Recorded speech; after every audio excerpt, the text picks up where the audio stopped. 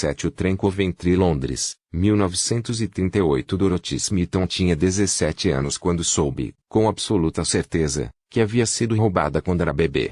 Era a única explicação. A verdade abateu-se sobre ela, clara como a luz do dia, em uma manhã de sábado, por volta das 11 horas, quando observava seu pai girar seu lápis entre os dedos, passar a língua devagar pelo lábio inferior, e depois registrar em seu caderninho preto a quantia exata que pagara a motorista de táxi para levar a família, 3 shillings e 5 pence, e mais um baú, 3 pence adicionais, à estação de trem.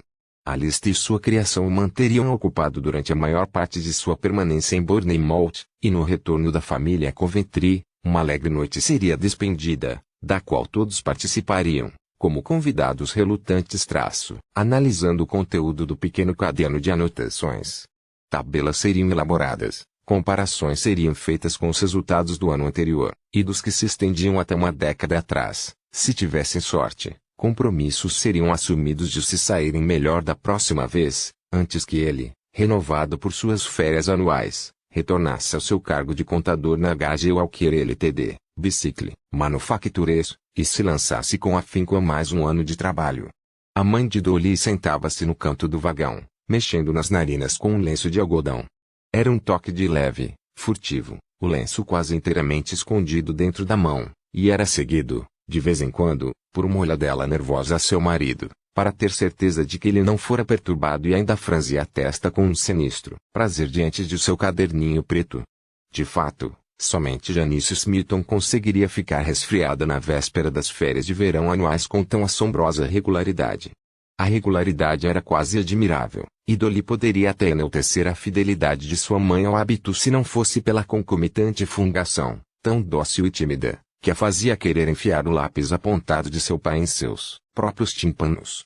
Os 15 dias à beira-mar de sua mãe seriam passados como todos os anos, fazendo seu pai se sentir como o rei do castelo de areia, implicando com o corte do maiô de Dolly e se preocupando se Cuthbert estava fazendo amizade com o tipo certo de meninos. Coitado de Cuthbert. Ele fora um lindo bebê, cheio de risadinhas, sorrisos desdentados e um hábito bastante atraente de chorar, sempre que Dolly deixava o aposento. No entanto, quanto mais velho ficava, quanto mais crescia, mais claro se tornava para todos que ele estava em rota de colisão com seu destino, se tornar um sósia do Sr. Arthur Smeaton. O que significava, infelizmente, que, apesar do afeto que os unia, Dolly e Cuthbert jamais poderiam ser um, e Carne evocava a questão: quem eram seus pais verdadeiros e como, fora acabar envolvida com aquele melancólico grupinho, afinal? Artistas de circo. Um fantástico casal de acrobatas que andava na corda bamba. Era possível, olhou para as pernas, relativamente longas e esbeltas, as duas. Ela sempre fora boa em esportes, o Sr. Anthony, o professor de esportes da escola, fazia questão de selecioná-la para o primeiro time de hóquei todos os anos, e, quando ela Caitlin enrolaram o tapete da sala da mãe de Caitlin e colocaram Louis Armstrong no gramofone, Dolly teve certeza de que não se tratava de imaginação, mas que realmente dançava melhor do que Caitlin. Lá estava, Dolly cruzou as pernas e alisou a saia graciosidade natural, e isso provava tudo. Pode comprar um doce para mim na estação, papai? Um doce? Na estação? Naquela lojinha? Não sei. Não, Cuthbert. Mas papai, temos que pensar no orçamento. Mas mamãe, você disse, ora, vamos, Cuthbert. Seu pai sabe o que faz. Dolly voltou sua atenção para os campos que passavam rapidamente lá fora. Artistas de circo, podia ser. Lantejoulas e enfeites dourados, madrugada sob a tenda do circo, vazio àquela hora, mas ainda inundado da veneração e do arrebatamento da multidão extasiada, da noite. Glamour, êxtase, romance, sim, era bem mais provável que tivesse sido assim. Tais fascinantes origens também explicariam as veementes repreensões dispensadas por seus pais sempre que o comportamento de Dolly ameaçava a chamar a atenção. As pessoas vão olhar, Dorothy, sua mãe advertia se a bainha de sua saia estivesse alta demais, sua risada alta demais, seu batom vermelho demais. Você vai chamar a atenção das pessoas. Sabe o que seu pai pensa disso? De fato, Dolly sabia. Como seu pai gostava de lembrar-lhes, tal pai, tal filho, e assim ele deve ter vivido com medo de que a índole cigana um dia penetraria, como fruta estragada, pelo invólucro de propriedade que ele e sua mãe tiveram o cuidado de construir ao redor de sua pequena filha roubada. Furtivamente, Dolly retirou uma bala de menta do saquinho em seu bolso, empurrou-a com a língua para dentro da bochecha e apoiou o lado do rosto contra a janela. Como, exatamente, o roubo devia ter sido perpetrado era uma questão um pouco mais complicada. Por mais que tentasse se convencer, Arthur e Janice Smithson simplesmente não eram do tipo que rouba. Imaginá-los se aproximando sorrateiramente de um carrinho de bebê, desacompanhado e raptar um bebê adormecido era decididamente problemático. As pessoas que roubavam o faziam porque desejavam ardentemente, apaixonadamente, aquele item, quer por necessidade ou ganância. Arthur Smithson, ao contrário, acreditava que paixão era uma palavra que devia ser banida do dicionário de inglês, se não da alma inglesa, e quem o fizesse devia aproveitar a oportunidade para, também riscar a palavra desejo. Um passeio ao circo. Ora, isso simplesmente parecia diversão desnecessária. Era muito mais provável, a bala de menta partiu-se ao meio, que tivessem encontrado Dolly na soleira da porta, e era dever, mais do que desejo, que a trouxera para o seio da família Smithson. Reclinou-se ainda mais no banco do vagão de trem e fechou os olhos. Podia ver a cena com clareza. A gravidez secreta, a ameaça do diretor do circo, a chegada do circo a Coventry. Durante algum tempo, o jovem casal lutou bravamente sozinho, alimentando o bebê com uma dieta de amor e esperança, mas, sem trabalho, não havendo, afinal, uma grande procura por equilibristas, e nenhum dinheiro para comida, o desespero apoderou-se do casal. Certa noite, quando passavam pelo centro da cidade, seu bebê agora fraco demais para chorar, uma casa chamou a sua atenção. Os degraus de entrada, mais limpos e brilhantes do que os outros, uma luz lá dentro, e o apetitoso aroma de carne assada, reconhecidamente saborosa, de Janice Smithson vazando por baixo da porta. Eles compreendem o que tinham que fazer. Mas eu não consigo segurar, não consigo. Dolly abriu uma fresta dos olhos, suficiente para observar seu irmão pulando de uma perna para outra no meio do vagão. Vamos, Cuthbert, já estamos quase, mas eu preciso ir ao toalete agora. Dolly fechou os olhos novamente, com mais força do que antes.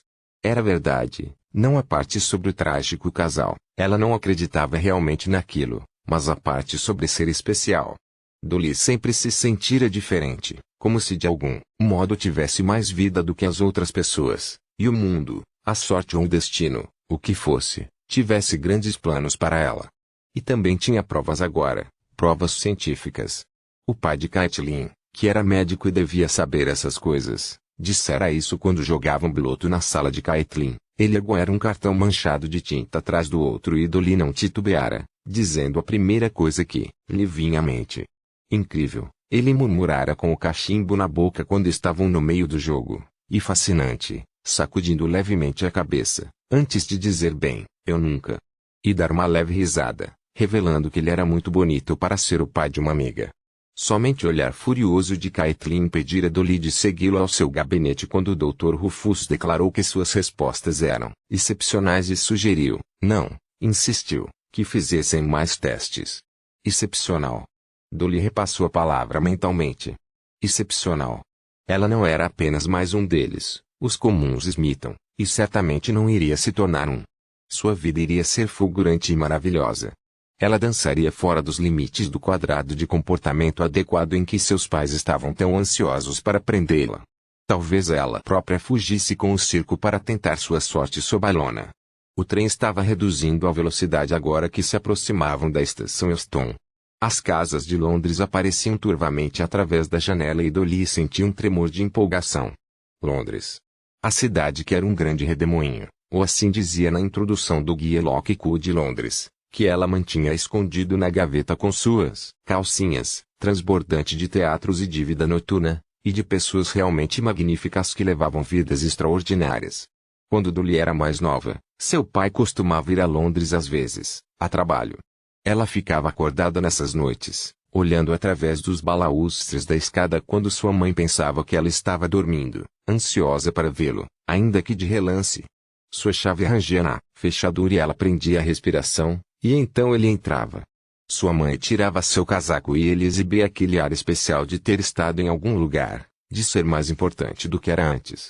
Dolly jamais teria sonhado em perguntar sobre a viagem. Já naquela época, ela imaginava que a verdade seria uma versão empobrecida de sua imaginação.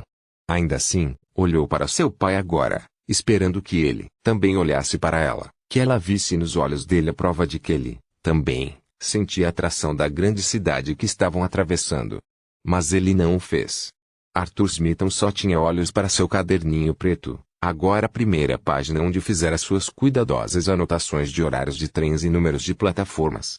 Os cantos de sua boca torciam-se e o coração de Dolly esmoreceu. Preparou-se para o pânico que sabia que estava vindo, que sempre vinha, por maior que fosse o intervalo de precaução que colocassem em seus horários de viagem, independentemente de fazerem a mesma viagem todo ano e mesmo que as pessoas em toda parte pegassem trens de A para B e de B para C e conseguissem fazer isso sem nenhuma afobação.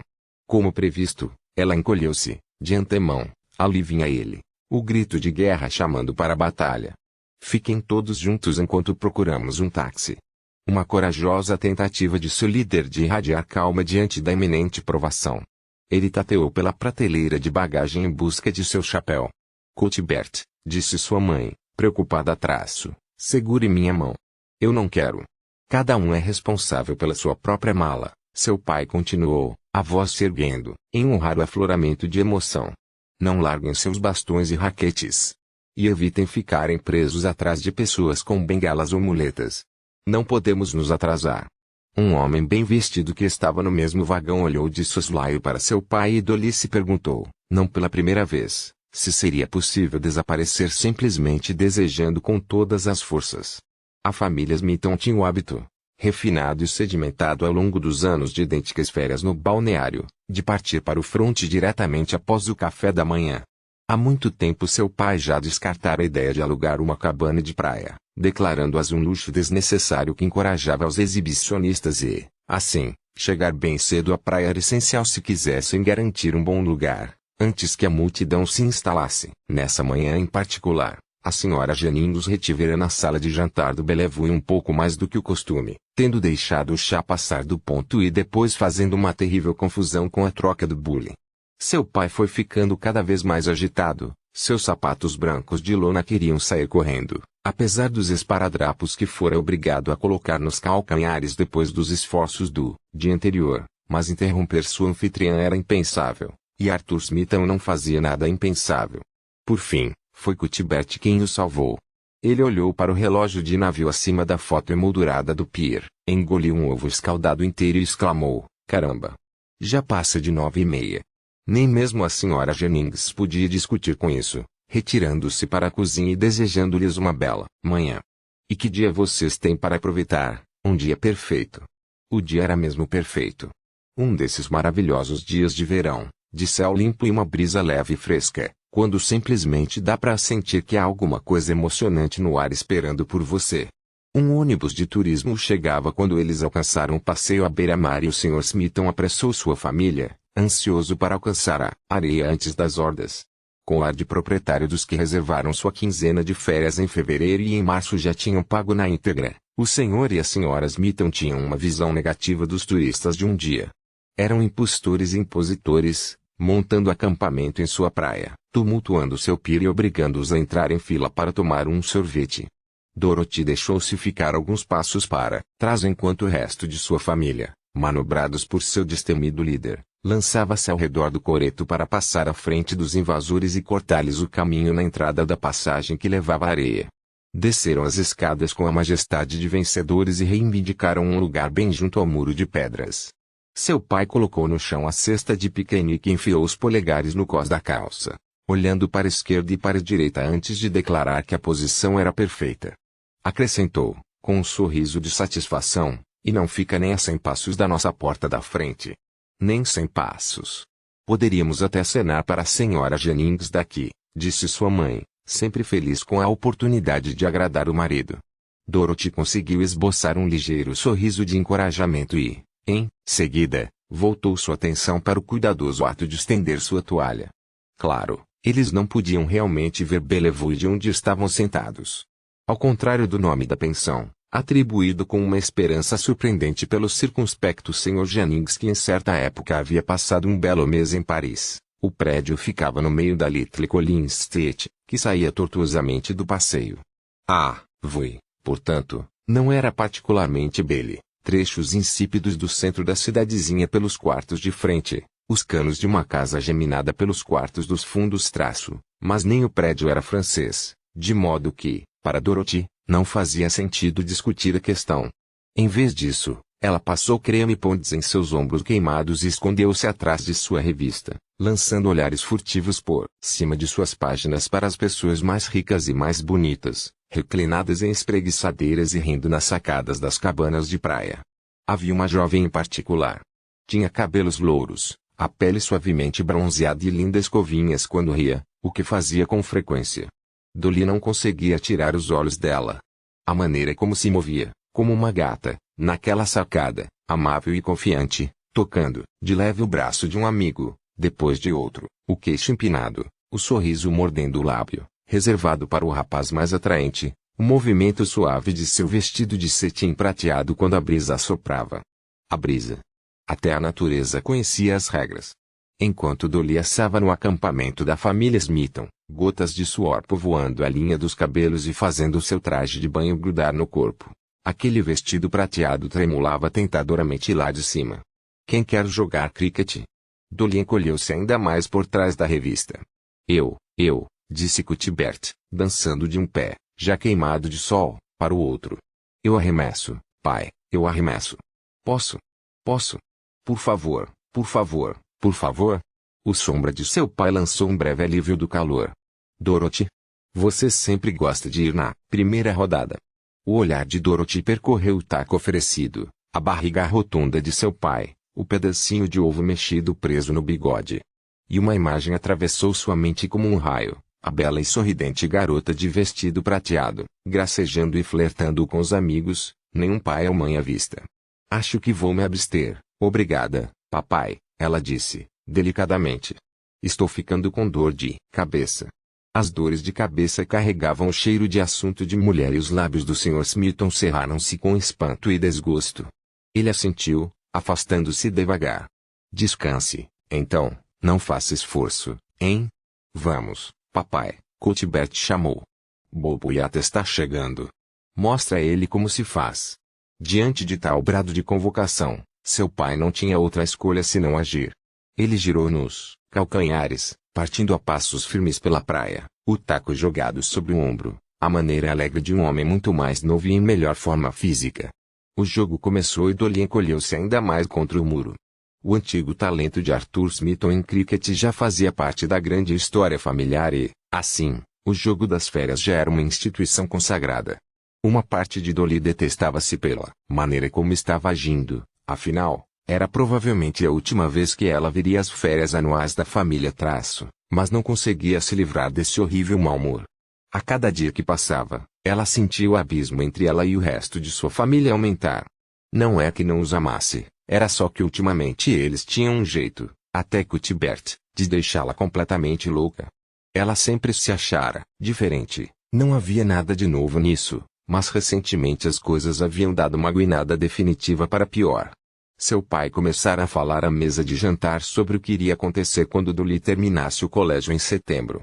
A fábrica de bicicletas estava abrindo uma vaga para iniciantes na secretaria. Após 30 anos de serviços prestados, ele com certeza poderia mexer alguns pauzinhos, junto à secretária-chefe para que Dolly ocupasse a vaga. Seu pai sempre sorria e piscava o olho quando dizia isso, sobre os pauzinhos, como se estivesse fazendo um enorme favor a Dolly e ela devesse ficar agradecida. Na verdade, a ideia lhe dava vontade de gritar como a heroína de um filme de horror. Não podia pensar em nada pior. Mas ainda, não conseguia acreditar que após 17 anos, Arthur Smithson, seu próprio pai, pudesse compreendê-la tão mal. Da areia, veio um grito, 6. Dolly olhou por cima de sua Womansweek e viu seu pai balançar o taco acima do ombro como um mosquete e começar a saltitar entre as metas improvisadas. Ao seu lado, Janice Smithson emitia sinais nervosos de encorajamento, com gritos hesitantes de bem jogado. E bela jogada, contrapostos rapidamente a berros desesperados de cuidado agora. Ou mais devagar. Ou respire, Cuthbert, lembre-se de sua asma, enquanto o menino corria atrás da bola em direção à água. Dolly examinou a perfeita onda de permanente de sua mãe, o sensato corte de seu maiô, o cuidado que tivera em se apresentar ao mundo de uma forma que causasse o menor impacto possível, e Dolly suspirou com acalorada perplexidade. Era a falta de compreensão de sua mãe sobre a questão do futuro de Dolly que mais a irritava. Quando percebeu que o pai falava sério sobre a fábrica de bicicletas, ela esperara que a mãe sorrisse afetuosamente diante da sugestão, antes de salientar que naturalmente havia coisas muito mais empolgantes destinadas à sua filha. Porque, apesar de Dolly se divertir às vezes imaginando que havia sido raptada, ao nascer, ela não acreditava realmente nisso. Ninguém que a visse ao lado de sua mãe poderia acreditar nisso. Janice e Dorothy Smithson tinham os mesmos cabelos cor de chocolate, as mesmas maçãs do rosto altas e o mesmo busto generoso. Como Dolly havia constatado recentemente, tinham algo mais importante em comum também. Ela estava procurando seu bastão de hóquei nas prateleiras da garagem quando fez a descoberta, uma caixa de sapatos azul clara bem no fundo da prateleira mais alta. A caixa imediatamente lhe pareceu familiar, mas Dolly levou alguns segundos para recordar por quê. Veio-lhe a lembrança de sua mãe sentada à beira da sua cama individual no quarto que ela compartilhava com seu pai, a caixa azul no colo, e uma expressão indecifrável no rosto, enquanto examinava o conteúdo da caixa. Era um momento privado e Dolly compreendeu instantaneamente que não devia interromper, mas ela ficou pensando naquela caixa, tentando imaginar o que poderia conter para deixar sua mãe com um ar tão sonhador, e distante, e de certo modo jovem e velha ao mesmo tempo. Sozinha na garagem, Dolly levantara a tampa da caixa e tudo se revelara. A caixa estava repleta de pequenas lembranças de uma outra vida, programas de espetáculos de canto, fitas azuis do primeiro lugar em competições do Festival Galês de Canções e Poesias, certificados de mérito, proclamando a cantora Janice Williams a detentora da voz mais bonita. Havia até mesmo um artigo de jornal com uma foto, uma jovem cheia de vida, sonhadora, com uma figura encantadora e olhar de alguém que ia ser bem-sucedido, que não iria seguir as outras moças de sua turma da escola para a vida insípida e comum que se esperava delas. Exceto que fora exatamente isso que ela fizera. Dolly ficou olhando durante muito tempo para aquela fotografia.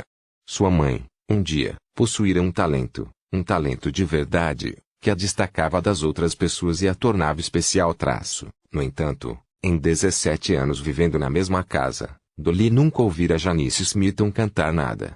O que poderia ter acontecido para silenciar a jovem que um dia declarara ao jornal: cantar é o que eu mais gosto de fazer, me faz sentir como se eu pudesse voar. Um dia, eu gostaria de cantar no palco diante do rei. Dolly tinha a sensação de que conhecia a resposta. Continue assim, rapaz, seu pai gritou para Cuthbert, do outro lado. Fique esperto, hein? Não afrouxe. Arthur Smithson, contador extraordinário, pilar da fábrica de bicicletas, defensor de tudo que era bom e apropriado. Inimigo de tudo que fosse excepcional. Dolly suspirou, vendo-o saltando para trás da meta, preparando-se para arremessar a bola para Cuthbert. Ele deve ter convencido sua mãe a suprimir tudo que a tornasse especial, mas não iria fazer o mesmo com Dolly. Ela se recusava a permitir. Mamãe, ela disse repentinamente, deixando a revista cair no colo. Sim, querida. Quero um sanduíche. Eu trouxe alguns de pasta de camarão. Dolly respirou fundo, não podia acreditar que ia falar, agora, ali, sem rodeios, mas o vento estava a seu favor e ela prosseguiu. Mamãe, não quero ir trabalhar com o papai na fábrica de bicicletas. Oh! Não. Oh! Acho que não aguentaria fazer a mesma coisa todo dia, datilografando cartas cheias de bicicletas, referências de pedidos e tristes atenciosamente. Sua mãe piscou para ela com uma expressão insípida e indecifrável no rosto. Sei. Pois é. E o que você pretende fazer, então? Dolly não sabia ao certo como responder a essa pergunta. Não havia pensado nas especificidades, sabia apenas que havia algo lá fora à sua espera. Não sei. Eu só. Bem, a fábrica de bicicletas não é mesmo o tipo de lugar para alguém como eu, não acha? E por que não? Ela não queria ter que dizer. Queria que a mãe compreendesse, concordasse, pensasse por conta própria, sem ser necessário que lhe dissessem. Dolly lutou para encontrar as palavras, enquanto a contracorrente da decepção puxava com força contra sua esperança. Já é hora de se estabilizar, Dorothy, disse suavemente a mãe. Você é quase uma mulher. Sim, Mas é exatamente por isso, deixe de lado ideias infantis. A época para tudo que já passou. Ele mesmo queria lhe dizer, fazer uma surpresa, mas seu pai já falou com a senhora Levene na fábrica e arranjou uma entrevista para você. O quê? Eu não deveria dizer nada, mas a entrevista está marcada para a primeira semana de setembro. Você tem muita sorte de ter um pai com tal influência. Mas seu pai sabe o que faz. Janice Smithson estendeu a mão para dar um tapinha na perna de Dolly, mas não chegou realmente a tocá-la. Você vai ver. Havia um indício de medo por trás da imitação de sorriso, como se ela soubesse que estava traindo sua filha de algum modo, mas não quisesse pensar em como fazia. Dolly ardia por dentro, tinha vontade de sacudir a mãe e fazê-la lembrar que um dia ela mesma já fora excepcional. Queria obrigá-la a contar-lhe por que havia mudado, dizer-lhe, embora Dolly soubesse que isso seria cruel, que ela, Dolly, estava com medo, que não suportava pensar que mesmo podia acontecer a ela um dia. Mas, nesse momento, cuidado. Um gritinho agudo veio da beira d'água de Bournemouth, atraindo a atenção de Dolly e poupando Janice Smithson de uma conversa que ela não queria ter. Lá, em um maiô saído diretamente da Vogue, estava a garota, anteriormente em vestido prateado. Sua boca fazia um lindo biquinho e ela esfregava o braço. Formou-se uma cena pitoresca onde os outros belos espécimes da elite da praia se aglomeravam, estalando a língua em sinal de reprovação e assumindo ares de simpatia e solidariedade com a jovem. Dolly esforçava-se para compreender o que acontecera. Viu quando um rapaz, mais ou menos da sua idade, abaixou-se, pegou alguma coisa na areia, endireitou-se e segurou-a no alto, uma bola de cricket. Dolly levou a mão à boca. Desculpe, pessoal, seu pai disse. Os olhos de Dolly se arregalaram. O que diabos ele estava fazendo agora? Santo Deus, certamente ele não ia tentar abordá-los, não é? Mas, sim. Ela prendeu a respiração. Era exatamente isso que ele estava fazendo. Dolly queria desaparecer, se esconder, mas não conseguia desviar os olhos. Seu pai parou quando chegou perto do grupo e fez uma imitação rudimentar de lançar o taco. Os outros balançaram a cabeça e ficaram ouvindo. O rapaz com a bola disse alguma coisa e a garota tocou o braço, depois deu de ombros e sorriu para seu pai com aquelas covinhas. Dolly soltou a respiração, ao que parecia. O desastre fora evitado. Logo em seguida, porém, ofuscado talvez pela aura de glamour em que se metera, seu pai se esqueceu de ir embora, virando-se e apontando para o alto da praia, direcionando a atenção coletiva dos outros para o local onde Dolly e sua mãe estavam. Janice Smithson, com uma falta de graciosidade que fez a filha se encolher, começou a se levantar sem pensar melhor no que estava fazendo, e como resultado, sem conseguir se sentar de novo, optou por ficar agachada, pairando no ar. De tal posição, ela ergueu a mão e acenou. Algo dentro de Dolly se contraiu e morreu. As coisas não podiam ter sido piores. Só que, de repente, elas pioraram. Olhem. Olhem. Eles olharam. Cuthbert, com toda a paciência de um mosquito, cansara-se de esperar. Tendo esquecido o jogo de cricket, ele perambulara pela praia e fizera contato com um dos jumentos que havia na orla.